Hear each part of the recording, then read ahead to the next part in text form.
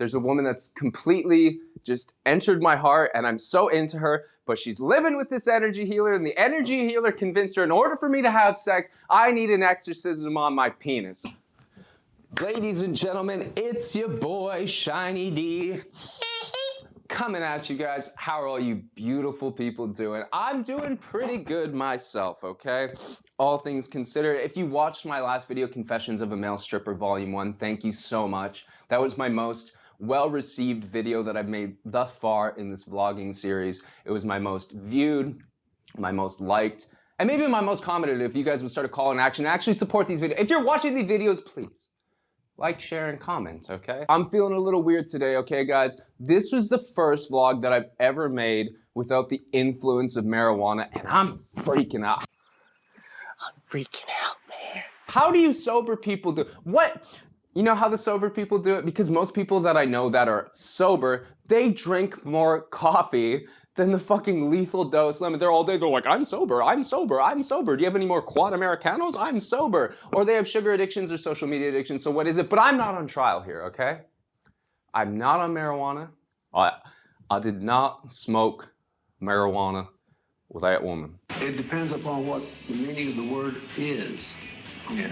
Okay, so my mind's racing right now, guys. Not only that, but I got a gnarly freediving. I'm putting the fun in fungal. I have a fungal infection on my ear. Is there anything more on brand than me having a fungal infection? Right when you think he was getting all that, he was waking up every morning, he was doing Ashtanga, he was going freedive, and the universe said, oh no, no, no, no. We're not done with your healing process yet. My God, why? Okay, well thank you for giving me this extra time that I obviously need, universe. Freediving wasn't my favorite thing in the world, but that's fine. That's fine. So what if everything sounds shell-shocked? So what if they filled my ear with a syringe full of antifungal, I got a cotton swab and I can't hear anything to the left side? Who cares? Who cares? We're doing it anyway. Fuck it. We'll do it anyway. We'll do it live! Life's good though, man. I'm getting an exorcism on my penis. You heard me. I was getting an energy healing from this woman the other day and she's just like, she put a singing bowl on my cock. Not the weirdest thing that's been on my cock. She put a singing bowl on my cock, afterwards she looks at me with this straight face and she goes, I removed a lot of toxic energy from your penis. I said, lady, you're gonna need a lot more than your pretty little singing bowl to remove the demons that dwell within my albino meat stick, okay? Because right now, there's a woman that's completely just entered my heart and I'm so into her, but she's living with this energy healer and the energy healer convinced her in order for me to have sex, I need an exorcism on my penis. Okay, so tonight I'm gonna get an exorcism on my penis. This is gonna be a two-part video. Now, when she told me I needed an exorcism on my penis, I was not expecting it at that moment. But are we surprised? Is there anything more on brand than the old Shiny D needing a young priest and an old priest, smudging, a saging, using crystal, whatever it takes? Hey, if I need an exorcism on my penis to make sweet, sweet love with this queen that has totally just completely engulfed my heart, okay, I'll do it. I've done weirder shit to have sex. What guy has not done weirder shit to have sex than an exorcism, okay? I remember smoking tea bags in grade 7 to try to impress a girl. I don't know how it entered my mind that a girl would want to fuck me if I smoked chamomile tea in front of her, but did. I wish I could say that this was the first exorcism I've ever gotten, but it's not. I wish I could say it was the second exorcism I've ever gotten, but it's not. The third, we're getting there. Okay, so the first exorcism I ever got, it was a self-administered exorcism, okay? Because I believe you have to practice exercise in your own practice before you move out into the external world. So the first exorcism I ever did, it was a self-exorcism. I was doing a lot of ketamine at the time, battling my demons. It's already the purge. It's 3 in the morning. And you wake up to this.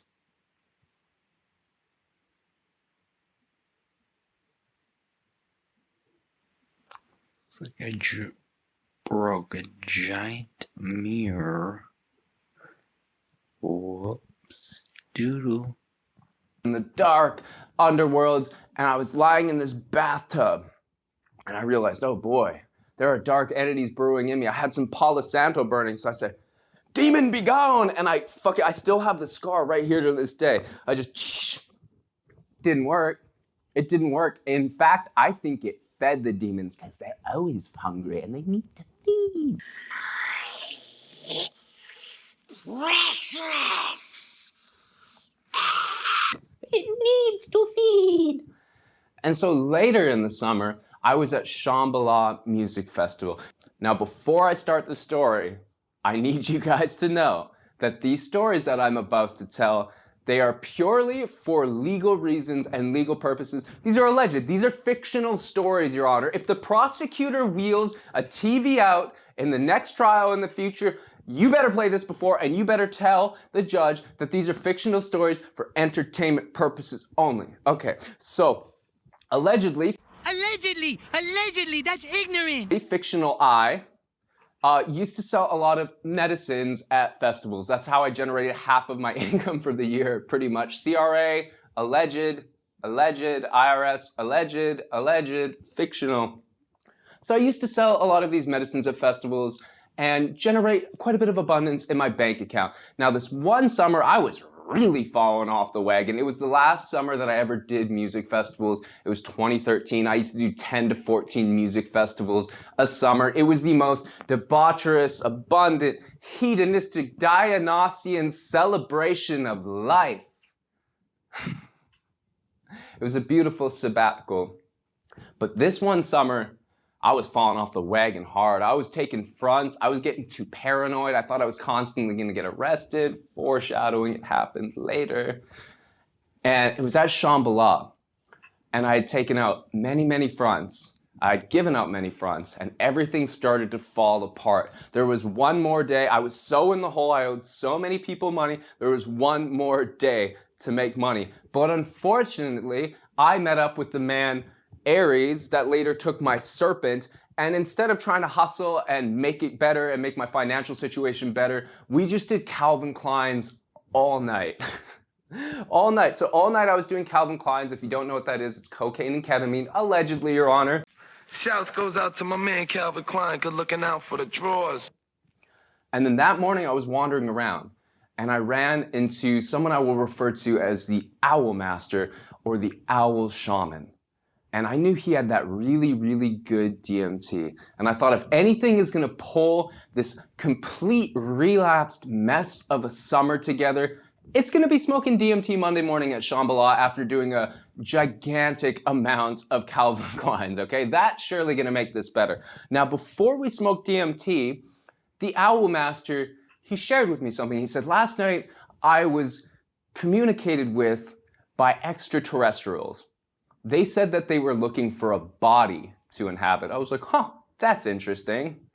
Now we're gonna need that information later. So we go off into the woods. It's probably like 10 a.m. or something at this point, Monday morning, Shambhala, after we've been partying all weekend, all summer. We go into the woods and we smoke DMT, allegedly. So we're smoking DMT in the woods. And then all of a sudden I enter this pure ecstatic state of bliss where I am Lord Shiva and I'm in my full avatar position. I'm in these incredible new earth, fifth dimensional, ascended plane.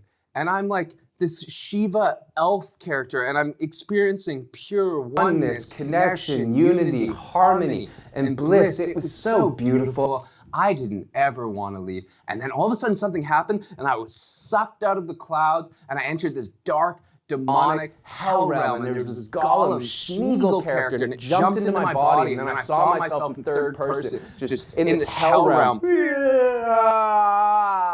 being completely taken over by these demons and devils, and I was just writhing in this hellish pain and agony.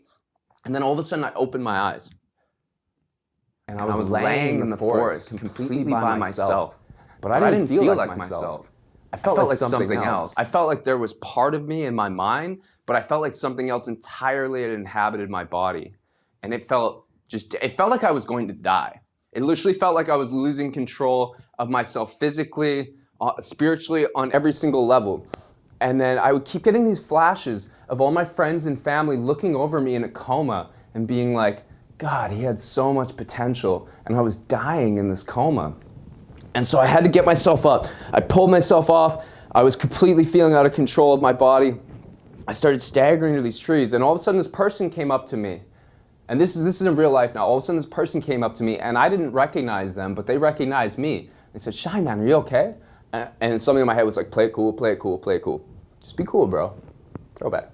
And I was like, yeah, I'm cool, man. I'm cool. And he's like, are you sure you're okay? I'm like, yeah. And he's like, okay, because I saw you in the woods a little while ago, and you were screaming and writhing in agony and pain. And there was somebody over you, the Owl Master, and he looked like he was doing spells on you. And I said, oh, interesting. That's very interesting.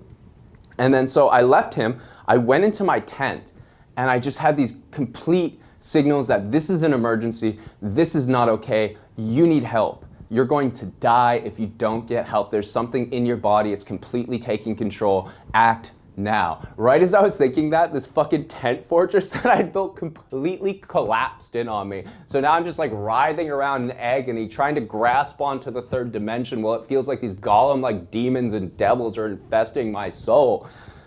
And so I crawl out of the tent and I start to tell my friends. Now, unfortunately, the whole summer, I was taking extraordinary amounts of ketamine, and I was making up these lavish, strange fantasies and fairy tales, so no one would believe me. I was like, hey man, I need help. And they're like, oh yeah, you've been saying that all summer, buddy. You're gonna be fine.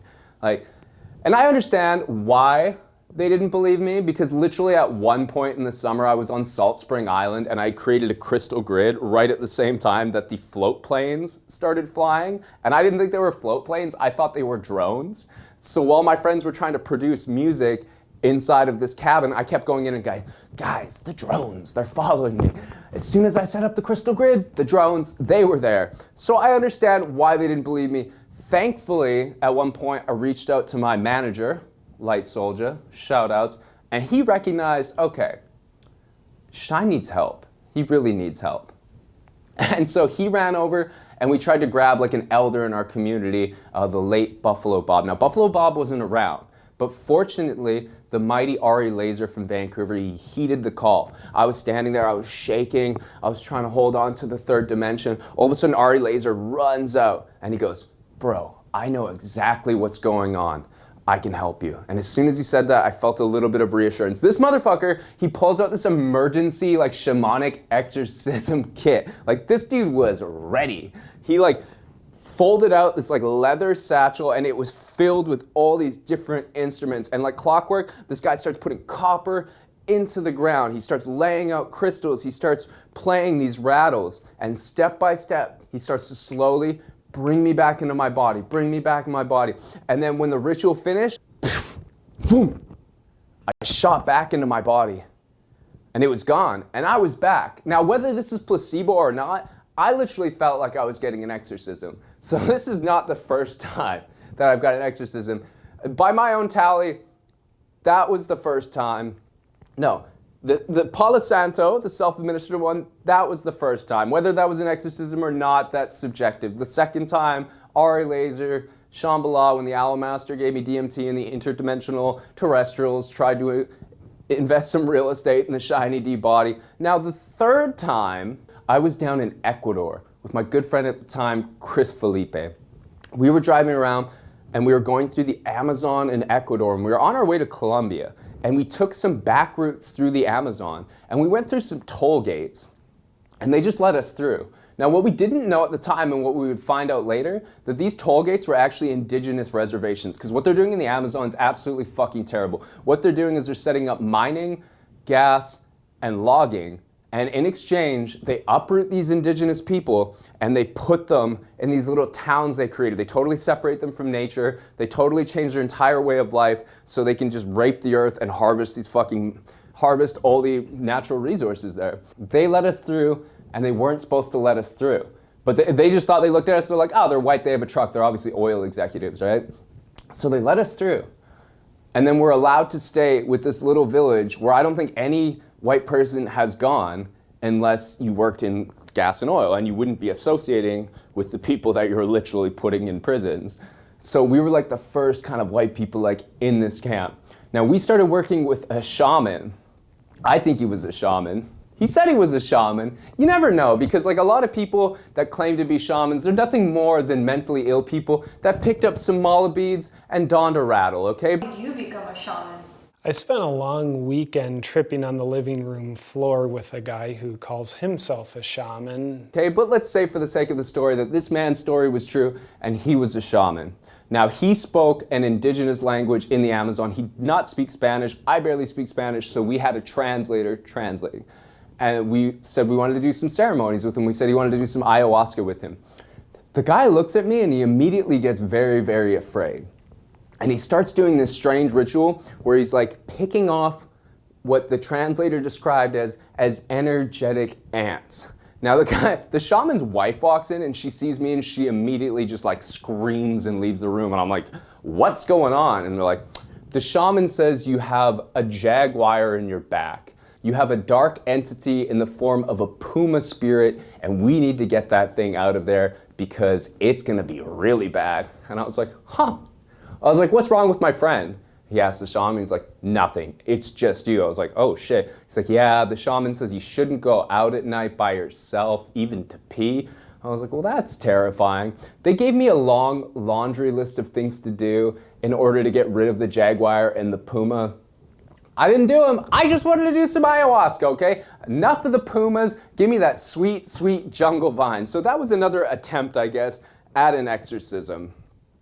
But not a penis exorcism. This will be my first penis exorcism, and I'm very excited to take you guys along for the journey. I'm gonna bring my camera tonight to the ritual. I'll see what kind of stuff I can get, and I'm gonna check in tomorrow with you guys. So thank you for watching and stay tuned. What a night that was. All I can say is the Dixorcism was a gigantic success. Now, I got a little footage. The beloved that I'm seeing, her friend opened up this private spa for us. We had this fucking amazing rose-filled bathtub. Everything was beautiful. It's exactly how a young man would imagine his first Dixorcism would go. It was beautiful. I couldn't have wrote it any better in the most prestigious and romantic of fairy tales. It was straight out of like, when I was younger, I dreamed one day I'll have a Dixorcism just like this.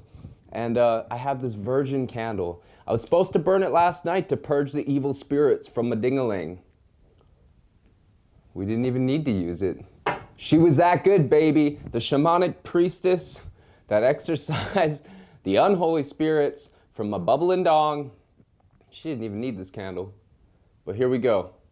So as this candle burns, enjoy a montage of some of the footage that I compiled from the pre-ceremony.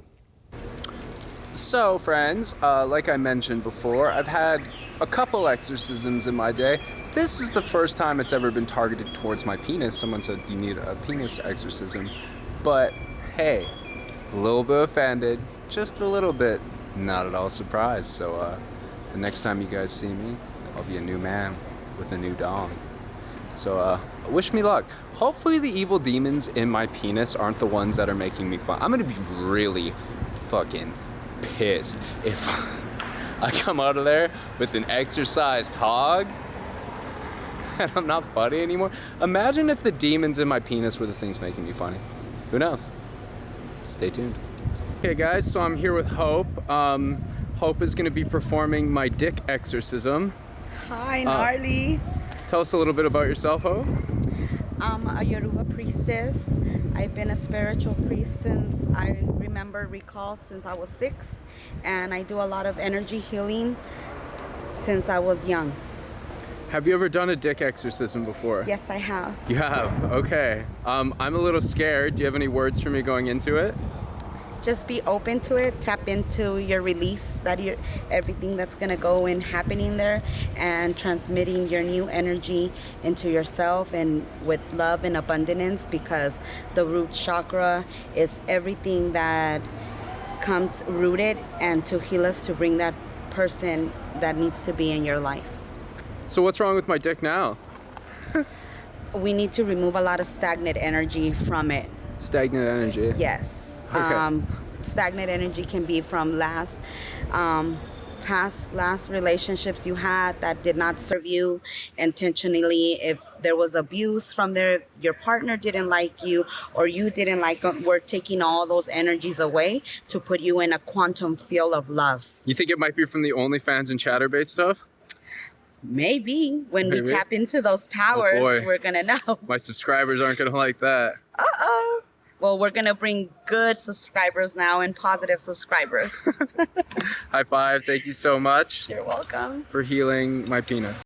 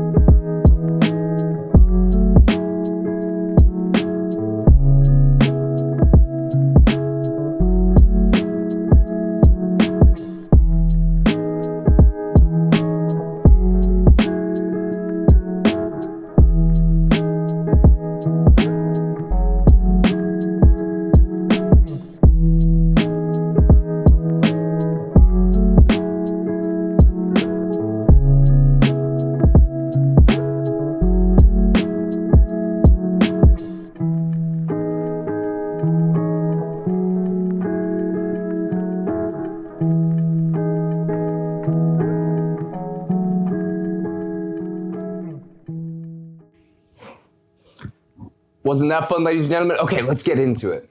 Let's get into the actual ceremony. This was some crazy shit. So my mind has now been completely, it's been completely warped by doing these vlogs. Every time something crazy in my life happens, something terrible in my life happens, I go, man, that's gonna be some great vlog footage. Every time something amazing, something beautiful happens, I go, man, that's gonna be some great vlog footage.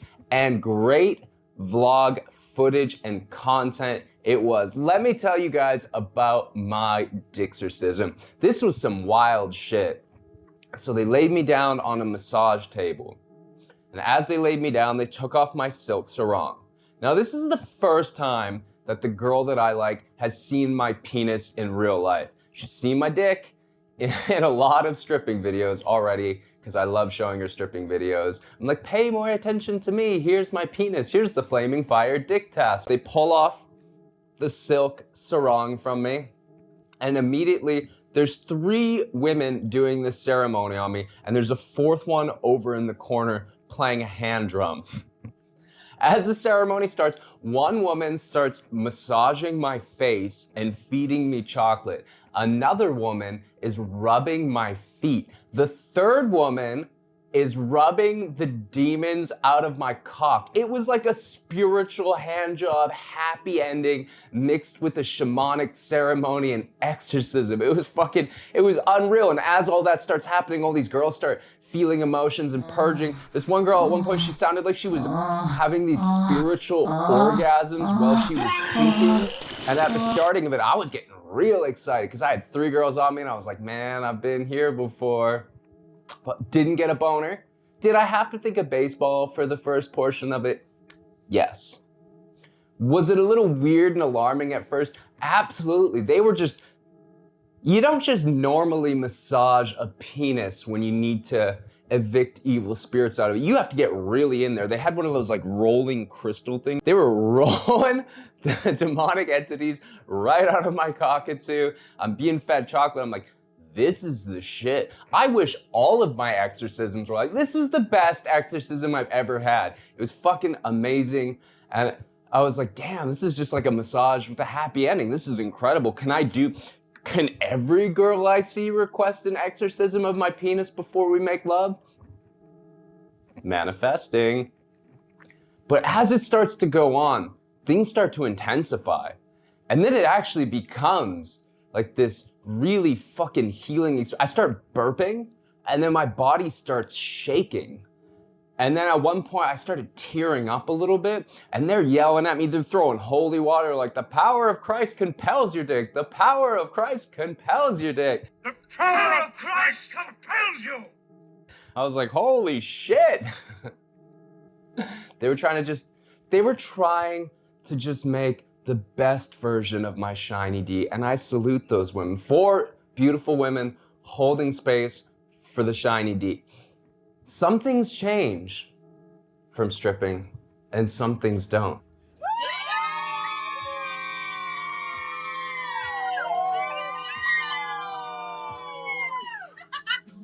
But then the real healing starts happening. And I start getting hit with all these feelings and all these emotions. I start talking to myself and I start saying, hey man, I'm sorry for all the times I've ever abused you.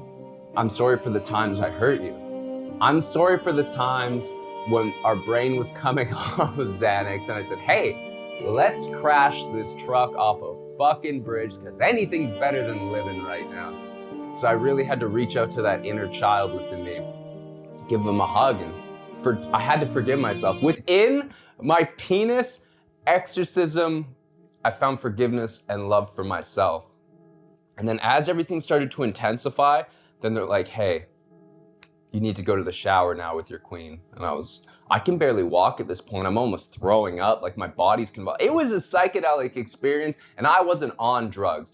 If this is what life is like, not on drugs, whoo, boy, let's hold on because shit's starting to get real. So then they bring me to the shower and I'm sitting in the shower, or I'm standing in the shower with my beloved, holding her, and she just starts tapping. And then I start crying. And then at one point, my dead friend, I started conversing with my dead friend, JC, in the shower. And my emotions just started pouring out. I started crying like a baby. And then I started just like violently coughing, like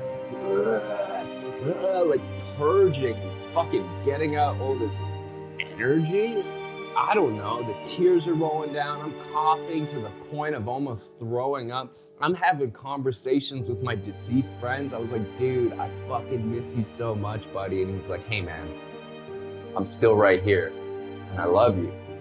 I love you so much and I'm still right here. So lay off the Xannies because I want to see you in due time. You got to live your life first. Then at one point I was like reaching out to my dad. I had to find this forgiveness for my father. It was some really powerful shit. It truly was. You go in to a dick exorcism expecting one thing. What I got out of it was completely different. I thought it was bullshit. I really did. I was like, hey, if this is what it takes to have sex with this beautiful woman that I'm so dearly involved in right now, I'll do it. Whatever. But then it evolved into something more. It evolved into this really powerful healing experience, which has been a theme. Powerful healing experiences involving my penis this year. Those have really been a theme. But I'm excited to see where this goes. We purged out the spirits. Maybe if we could have done that a while ago, maybe there wouldn't have been bubbles. And if there wasn't bubbles, maybe this podcast wouldn't have taken off, or this vlog, whatever you want to call it. But that's the experience. That's the story of my first dick exorcism. Hopefully not the last. Thank you guys so much for tuning in. Thank you for watching. I love and appreciate you. Please remember, if you enjoyed this content, you can help support me by commenting, hitting the like button, sharing it with a friend. A little bit goes a long way. We're gonna keep pumping out these crazy stories every week. Ladies and gentlemen, it's your boy, Shiny D. Thank you guys so much for watching.